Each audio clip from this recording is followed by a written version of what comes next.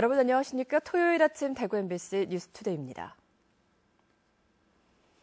연휴가 이어지는 주말 대구와 경북 지역은 대체로 맑은 가운데 미세먼지 농도가 매우 나쁨 수준을 보이고 있습니다.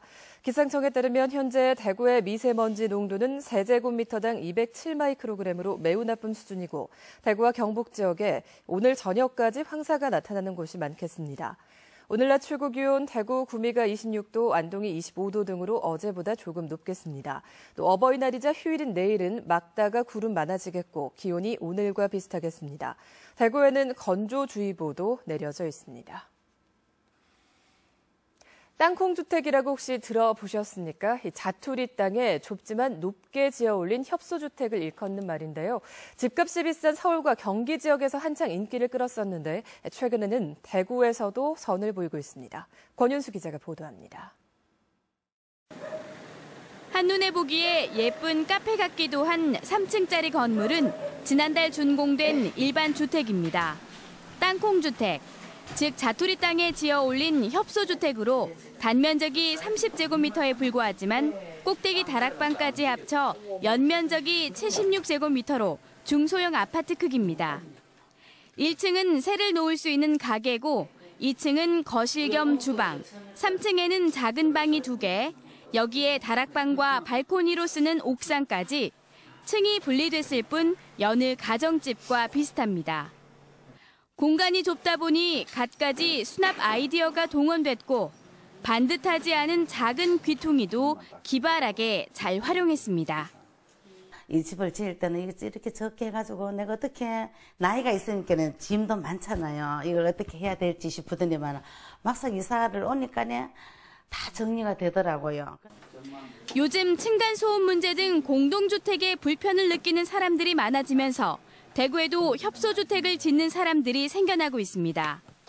층간소음, 요즘에는 흡연이나 이런 문제 때문에 또 냄새도 이제 발생하니까 그리고 자기만의 집을 또 많이 원하세요. 예. 그래서 어떻게 보면 맞춤형 정장복을 찾는다고 생각하시면 되시는 것 같아요. 특히 2, 3년 사이 집값이 고공행진을 이어가면서 상대적으로 저렴한 자투리 땅을 사들여 내 집 장만에 나서는 겁니다.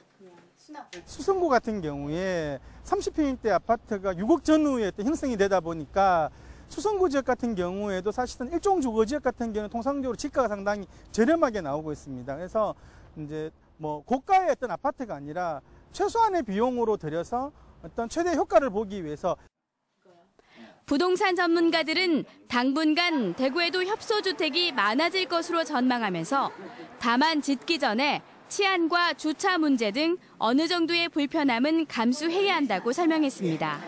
MBC 뉴스 권윤수입니다. 최근 친환경 수송수단의 대표 주자로 전기자동차가 부각되고 있죠. 하지만 전기차가 늘어날수록 전기가 그만큼 더 많이 필요하고 결국 원자력 발전소나 화력 발전소를 더 많이 만들어야 돼서 전기차가 친환경 수송수단이라고만은 할 수 없다고 합니다. 이른바 전기차의 패러독스, 이 모순을 김철우 기자가 설명해 드립니다. 모터로 움직이는 전기차는 엔진 소음이 없고 배출가스가 없어 친환경 자동차로 일컬어집니다. 정부는 2020년까지 전기자동차 20만 대를 보급하고 2025년까지 친환경 자동차를 325만 대까지 늘린다는 계획입니다. 하지만 전기차가 늘어날수록 전기차 충전 수요도 늘게 됩니다. 하루 평균 주행 거리를 40km로 잡으면 전기차는 1년에 2.3메가와트의 전기를 사용하게 됩니다. 전기차가 100만 대가 되면 230만 메가와트, 350만 대가 되면 800만 메가와트의 추가 전기가 필요하게 되는 겁니다. 울진에 있는 한울 원자력 발전소의 원전 한 기가 지난 한 해 생산한 전기는 평균 825만 메가와트. 전기자동차가 많이 늘면 원전을 더 만들어야 한다는 이야기입니다. 그럼에도 불구하고 전기차 생산과 보급에 집중하고 있는 것은 당장의 기술로는 전기차가 가장 쉽게 생산할 수 있는 운송수단이기 때문입니다. 자동차 업체들이 수소보다는 좀 기술적인 부분에 R&D 투자가 조금 덜 좀 힘든 부분이 있기 때문에 그쪽에 좀 전기자동차 글로벌 기업들도 그쪽으로 가는 것 같고요. 전기차가 늘어날수록 원자력 발전소나 화력 발전소를 추가로 만들어야 한다는 점에서 무작정 전기차 늘리기는 오히려 환경에 반한다는 지적이 나오고 있습니다. MBC 뉴스 김철우입니다. 그렇다면 화력발전소나 원자력발전소 추가 건설이 없는 친환경차 개발이 필요하겠죠. 업계나 학계에서는 수소차를 그 대안으로 들고 있습니다. 수소를 연료로 움직이는 수소차, 이어서 조재한 기자가 보도해드립니다. 수소차는 액체 수소를 연료로 한다는 점에서 LPG차와 비슷하지만 수소로 전기를 발생시켜 전기의 힘으로 달린다는 점에서 전기차와 같습니다. 차의 엔진 역할을 하는 것이 수소차의 스택인데 수소를 연료로 전기를 발생시키는 장치입니다. 스택에 주입된 수소는 수소 이온으로 분리돼 음이온이 전기를 발생시키고 이 전기로 모터를 돌려 차가 달리는 것입니다. 나머지는 산소와 결합해 물이 되기 때문에 수소차 역시 배출가스가 없습니다. 하지만 수소차의 핵심 부품 가운데 하나인 백금 촉매를 비롯한 각종 부품들은 현재는 가격도 비싸고 구하기도 어려운 실정입니다. 다른 합금을 쓰는 방법이라든지 혹은 촉매를 리사이클링하는 방법이라든지 여러 가지 방법들이 이제 개발되고 있어서 울산을 비롯한 세계화학공단의 원유 정제 과정에서 나오는 부생수소만 해도 수소차 50만 대의 연료로 공급할 수 있고 대도시의 차 일부만 수소차로 대체해도 환경 개선 효과는 큽니다.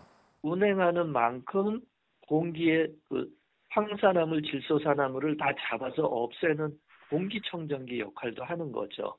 대도시 차량의 5%, 10%만 바꿔도 우리 오존주의보 다 없앨 수 있고요. 수소차는 한 번 충전에 400km 이상 주행하기 때문에 내연기관 차를 큰 불편 없이 대체할 수 있고 산업 효과도 커서 대전과 울산, 광주 등 지자체들이 미래 산업으로 육성하기 위해 발빠르게 움직이고 있습니다. 대구 경북은 수소에너지에 가장 먼저 접근하고도 산업으로 이어가는 과정에서는 뒤지고 있어 새로운 구상과 시도가 시급한 실정입니다. MBC 뉴스 조재한입니다. 다음 소식입니다. 조류 인플루엔자로 지난 2014년 수출이 중단됐던 영천 한방 계란이 다시 수출길에 올랐습니다. 한류붐을 타고 올해부터는 한글로 적힌 브랜드로 팔려나가게 됐습니다. 한태현 기자가 보도합니다. 양계 농가에서 실려온 계란들이 세척기를 거쳐 옮겨집니다. 건조와 살균을 거치면 상품으로 완성됩니다.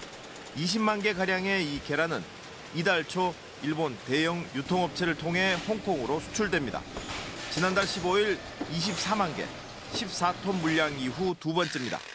지난 2010년 처음 시작한 계란 수출이 2014년 조류 인플루엔자 발생으로 중단됐다가 2년 만에 재개된 겁니다. 우리나라가 조류 인플루엔자 청정 국가임이 재확인되면서 수출이 가능해진 겁니다. 매주 1회 이상 현장 점검이나 유선 점검을 통해 가지고 AI 임상 증상을 계속해 가지고 지속 관찰해 오고 있습니다. 이상이 있으면 저희 쪽에 이제 즉시 신고해 가지고 신속하게 저희들 차단 방역을 할 수 있도록 그런 체제 시스템은 다 마련되어 있는 상황입니다. 수출이 재개되면서 그동안 수급 조절에 어려움을 겪었던 농가에도 조금이나마 도움이 될 것으로 전망됩니다. 우수한 품질의 계란을 선별, 세척, 살균하여 올해 200만 개 정도의 계란을 한글로 된 상표로 이용하여 홍콩에 수출할 예정입니다. 특히 올해부터는 홍콩 매장에 이렇게 한글로 적힌 제품들이 수출되고 있어 아시아에서 불고 있는 한류 특수가 기대되고 있습니다. 한국 양계농협은 홍콩뿐만 아니라 다른 나라에도 수출이 가능한지 타진하는 등 수출 지역 다변화에도 적극 나서고 있습니다. MBC 뉴스 한태현입니다. 2016 컬러풀 대구 페스티벌이 주말인 오늘과 내일 이틀 동안 대구 도심에서 열립니다. 컬러풀 대구 페스티벌에서 가장 규모가 큰 퍼레이드는 브라질 삼바 카니발 팀과 러시아 전통 무용팀 등 국내외 120여 개 팀 6천여 명이 참가해 화려한 퍼포먼스를 선보입니다. 또 국제보상로에서는 길이 800m, 19,000제곱미터 넓이의 도로에서 시민 2만 명이 참가해 도로 위에 분필로 각양각색의 그림을 그리는 분필 아트가 진행되는데 이번 분필 아트는 가장 넓은 기록으로 기네스북에 도전하는 등 크고 작은 이벤트와 공연이 줄을 잇습니다. 경상북도가 지난달 25일부터 나흘 동안 물산업 분야 9개 기업으로 해외 시장 개척단을 구성해 베트남 하노이를 방문한 결과 330만 달러의 수출 계약 상담과 공공투자 협의, 대리점 기약 요청 등의 성과를 거뒀다고 밝혔습니다. 또 베트남 상하수도 건설 공기업과 상하수도 협회 회원사들을 만나 베트남 시장 진출을 위한 바이어 발굴과 수출 경로도 파악했습니다. 베트남은 급속한 경제 성장으로 상하수도 인프라 확충이 시급하지만 물산업 기반이 취약해 경북 물산업 기업의 수출 확대가 기대되는 지역입니다. 경상북도는 농지로서 보존 가치가 낮은 농업진흥지역 8,400여 헥타르를 다음 달 안에 해제한다고 밝혔습니다. 또 농업진흥구역 5,300여 헥타르는 행위 제한이 대폭 완화되는 농업보호구역으로 변경합니다. 경상북도는 규제를 완화해 농업 경제를 활성화하고 농업인의 안정적인 영농 생활을 보장하기 위해 이번 조치를 시행한다고 밝혔습니다. 대구시가 이달 26일 어린이회관에서 열리는 대구시 어린이 안전체험 캠프 참가자를 모집합니다. 대구시 내 유치원생을 대상으로 이달 10일까지 선착순으로 1,000명을 모집합니다. 지난 2014년부터 해마다 2차례씩 열리고 있는 어린이 안전체험 캠프는 어린이들이 각종 위험 상황에서 스스로 대처할 수 있는 능력을 키울 수 있도록 소화기 사용법이나 교통안전교육, 자전거 안전하게 타는 방법 등 체험교육 형태로 진행됩니다. 중증장애인 생산품 우선 구매 비율이 대구시는 높고 대구시 교육청은 낮은 것으로 집계됐습니다. 보건복지부 자료에 따르면 지난해 중증장애인 생산품 우선 구매 비율이 대구시가 1.2%로 나타나 전국 17개 자치단체 가운데 세 번째로 높았습니다.